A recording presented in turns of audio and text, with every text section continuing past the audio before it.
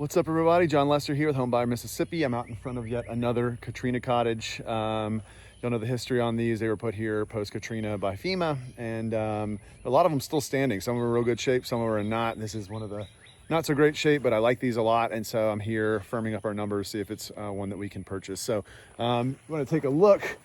As you can see, it is kind of closed off here, but you're always able to kind of find my way in. So yeah, this one is one of the ones that needs everything. So not a big deal. I mean, I think this is kind of cool. It's going to be a clean slate for us once we take all the bad stuff out and start putting in exactly what we want. So I do like these Katrina cottages a lot. They're super cool. So if you have one of these, actually if you have any house in any condition in South Mississippi, reach out to us. But yeah, if you have one of these Katrina cottages, definitely give us a shout.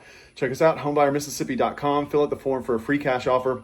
We'll reach out to you, get a little bit more information, and hopefully help you out of a situation like this if you have one that you no longer want or need. All right, cool. Cheers. Thanks, and talk to you soon. Bye.